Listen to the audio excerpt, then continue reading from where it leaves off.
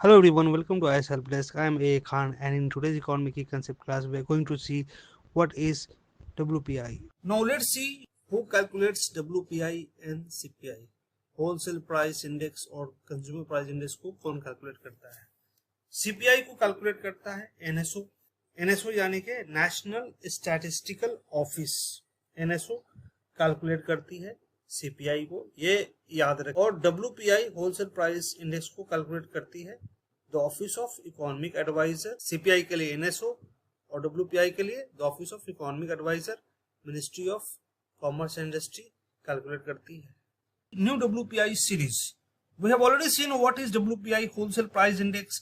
Wholesale price index एक indicator है जो मेजर करती है average change in price of goods and services. जो एवरेज चेंज हो रही है, बढ़ना या घटना गुड्स एंड सर्विसेज का प्राइस का होलसेल लेवल पे। ये रिटेल लेवल को मेजर नहीं करती, ये होलसेल लेवल को मेजर करती है, होलसेल को। इसमें जो WPI है वो हेल्प करती है पॉलिसी मेकर को, जैसे गवर्नमेंट हो गए, एनालिस्ट को, बिजनेस को, ताकि इन्फ्लेशन के ट्रेंड को वो देख सके और उस पर वो डिसीजन ले पाए। होलसेल प्राइस इंडेक्स WPI में कुछ कैटेगरीज आते हैं, जैसे प्राइमरी आर्टिकल हुए, फ्यूल, पावर, मैन्युफैक्चर्ड प्रोडक्ट्स, ये सब WPI में काउंट होते हैं जो होलसेल लेवल पे खरीदे बेचे जाते हैं। Let's see what is base year update. हमने देखा है कि बेस ईयर होता क्या है। बेस ईयर उसको बोलते हैं कि एक स्पेसिफिक ईयर होता है जिस ईयर से हम प्राइस को कंपेयर करते हैं, कितना बढ़ा है, कितना घटा है। बेस ईयर उस ईयर को चूज किया जाता है जो कि रिलेटिवली स्टेबल इकोनॉमिक कंडीशन होता है, यानी कि जैसे कोविड का टाइम था, बहुत ज्यादा इकोनॉमी डाउन थी, तो ऐसे सिचुएशन को नहीं लेते हैं। ऐसे सिचुएशन को भी नहीं लेते हैं जब इकोनॉमी बहुत ज्यादा बूम कर रही हो। ये स्टेबल होना चाहिए, ना इकोनॉमी बहुत नीचे ना इकोनॉमी बहुत ज्यादा ऊपर हो। उस साल को बेस ईयर चुना जाता है, तो उसी बेस ईयर की हम यहाँ पे बात कर रहे हैं।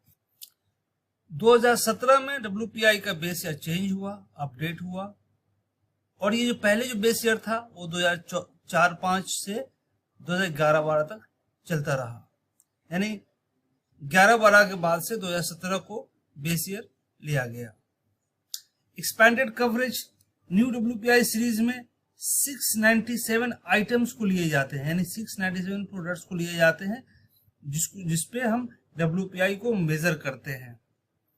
और ये और ज्यादा आइटम्स को इसमें ऐड किए गए हैं ताकि एक कंप्रिहेंसिव और ज्यादा क्लियर हमें इंडिकेशन मिल सके कि इन्फ्लेशन वाकई में कितना बढ़ रहा है या घट रहा है। होलसेल प्राइस इंडेक्स, इंडिया में जो होलसेल प्राइस इंडेक्स है वो 6 रिवीजन इसमें हुए हैं अभी तक।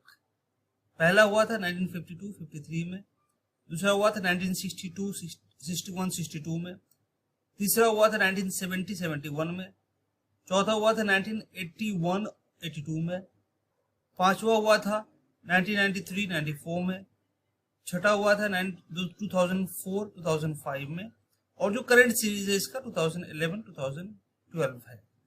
WPI कंपोनेंट्स को हमने ऑलरेडी देखा हुआ है। इसमें प्राइमरी आर्टिकल्स आते हैं, फ्यूल आता है और मैन्युफैक्चर्ड प्रोडक्ट्स आते हैं। फ्यूल एंड पावर में क्या आता है? पेट्रोल, डीजल, LPG, इनको इन प्राइस को मेजर किया जाता है। मैन्युफैक्चर गुड्स में क्या आता है? मैन्युफैक्चर गुड्स में आता है टेक्सटाइल, केमिकल और मेटल्स आते हैं।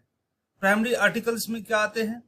प्राइमरी आर्टिकल्स में cereals, fruit, vegetables, oil seeds ये आते हैं। ये बहुत बेसिक्स है लेकिन एग्जाम में पूछ सकता है, इसलिए आपको पता होना चाहिए कि fuel, power, manufactured goods, primary articles में क्या क्या चीजें हैं जो WPI में इंक्लूड होते हैं। कैलकुलेटिंग WPI को कैलकुलेट करने के लिए सिलेक्टेड प्रोडक्ट्स को ले जाते हैं, यानी जितने प्रोडक्ट मार्केट में, सारे प्रोडक्ट नहीं आते हैं, इसमें कुछ सिलेक्टेड कमोडिटीज ही आते हैं जो WPI के लिए सिलेक्ट किया जाता है। टोटल जो कमोडिटीज हैं वो 697 कमोडिटीज हैं, उनको सिलेक्ट किया जाता है कैलकुलेशन ऑफ WPI के लिए। दिस ऑफ WPI के यूज कहाँ होता है ये हम देखते हैं। सबसे पहला है assessing production cost. Production cost को एसेस करने के लिए देखा जाता है। प्रोडक्शन कॉस्ट जैसे एक स्टील मैन्युफैक्चरर है, वो WPI के डेटा को देखता है और ये अंदाजा लगाता है कि आयरन ओर हुआ, कोल प्राइसेस हुआ, किस हिसाब से वो बढ़ रहे हैं, किस हिसाब से वो घट रहे हैं। उसके हिसाब से वो प्लान करते हैं प्रोडक्शन और उनकी प्राइसिंग, कितना प्राइस होंगे, स्ट्रेटेजी को बनाने में उनको हेल्प मिलता है प्रोडक्शन कॉस्ट एनालिसिस के थ्रू। WPI इन्फ्लेशन मॉनिटरिंग में भी हेल्प करती है, गवर्नमेंट को हेल्प करती है, साथ में ये इंडस्ट्री को हेल्प करती है, यानी इंडस्ट्री और पॉलिसी मेकर दोनों को हेल्प करती है कि इन्फ्लेशन को मॉनिटर करते हैं। फॉर एग्जांपल ऑटोमोबाइल सेक्टर में जो मैन्युफैक्चरर होते हैं, वो जो ऑटो के जो पार्ट्स होते हैं जैसे कि स्टील हो गए, रबर हो गया, प्लास्टिक प्राइसेस हो गए, उनको वो मॉनिटर करते हैं, उनके प्राइसेस को, और उसके हिसाब से वो तय करते हैं कि इनका जो कॉस्ट होगा वो कितना होगा। यानी इन्फ्लेशन मॉनिटर करते हैं अलग अलग पार्ट्स के थ्रू कि किस हिसाब से इन्फ्लेशन प्राइस उनका इंक्रीज कर रहा है। WPI को सप्लाई चेन मैनेजमेंट को देखने के लिए भी हम यूज करते हैं, यानी कि हर एक स्टेज पे सप्लाई चेन मैनेजमेंट के अलग अलग स्टेज पे हम देखते हैं कि किस हिसाब से WPI इंक्रीज कर रही है, गुड्स के जो प्राइस है वो किस हिसाब से वो मूव कर रही हैं, इंक्रीज कर रही हैं, डिक्रीज कर रही हैं, वो मॉनिटर किया जाता है हर एक स्टेज में, स्टेज ऑफ प्रोडक्शन में। For example food processing industry जो है वो WPI को यूज करती है एग्रीकल्चरल कमोडिटीज को, जैसे कि व्हीट, शुगर, वेजिटेबल को मेजर करने के लिए कि किस हिसाब से उनके प्राइस इंक्रीज कर रहे हैं, किस हिसाब से डिक्रीज कर रहे हैं। तो ये सप्लाई चेन मैनेजमेंट में भी हेल्प करती है WPI का डेटा। इनके अलावा WPI को यूज किया जाता है इंटरनेशनल ट्रेड में भी। इंटरनेशनल ट्रेड में किस तरीके से यूज होता है? इंटरनेशनल ट्रेड में जो इंपोर्टर होते हैं, एक्सपोर्टर होते हैं, वो WPI के डेटा को यूज करते हैं ताकि वो अंडरस्टैंड कर सके कि जो भी गुड्स है इंटरनेशनली जो अवेलेबल है उसके कॉस्ट स्ट्रक्चर क्या है, किस हिसाब से वो इंटरनेशनली इंक्रीज कर रहे हैं, डिक्रीज कर रहे हैं, ताकि उनकी स्ट्रेटेजी वो बना पाए। स्ट्रेटेजी बनाएंगे तभी तो वो कम्पिटिटिव होगा, तभी तो वो उसको वो इंटरनेशनल मार्केट में शेयर कर पाएंगे, या बाई कर रहे हैं तो बाकी जगह से कंपेयर कर पाएंगे कि बाकी जगह में कितने प्राइस है। उस WPI के डेटा को यूज किया जाता है इन्वेस्टमेंट डिसीजन को भी लेने के लिए।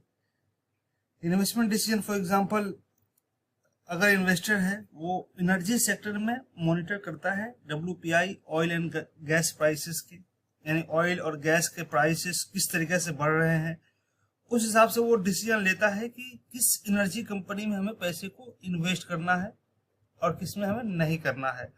इन्वेस्टमेंट डिसीजन में भी बहुत हेल्प करता है WPI का जो डेटा है। लिमिटेशन ऑफ WPI, एक तरफ WPI के बहुत सारे बेनिफिट है जो कि हमने अभी देखा है, साथ में इसके कुछ लिमिटेशंस भी हैं, और जो लिमिटेशन है वो बहुत बड़ी लिमिटेशन है। वो कैसे? सर्विसेज को इंक्लूड नहीं किया जाता है। इंडिया का जो ग्रोथ है वो सर्विस लेड ग्रोथ है, सर्विस लेड ग्रोथ में का एक बहुत बड़ा रोल है अपना, लेकिन WPI में आयरनी यह है कि इसको यूज नहीं किया जाता है, इसको काउंट नहीं किया जाता है। सर्विसेज सेक्टर में हेल्थ केयर, एजुकेशन, ट्रांसपोर्ट जैसे इंपॉर्टेंट एरियाज को काउंट नहीं किया जाता है। सर्विस सेक्टर को काउंट करने की इसमें जरूरत है WPI में। सेकेंड है अनऑर्गेनाइज सेक्टर को भी काउंट नहीं किया जाता, यानी अनऑर्गेनाइज सेक्टर अकाउंट में नहीं आता है WPI के मेजरमेंट में। हम जानते हैं कि इंडिया में जो अनऑर्गेनाइज सेक्टर है बहुत बड़ा सेक्टर है, और इसमें एटलीस्ट 35% इंडिया का जो मैन्युफैक्चरिंग है वो अनऑर्गेनाइज सेक्टर से आता है, लेकिन बावजूद इसको WPI में अकाउंट नहीं किया जाता है, जो कि जरूरत है WPI में इसको शामिल करने की। Thanks for watching. We will shortly meet with our next economic key concept topic. Please like, share and subscribe our channel. If you have any query, you can ask in the comment section or send us message on WhatsApp number given on the screen.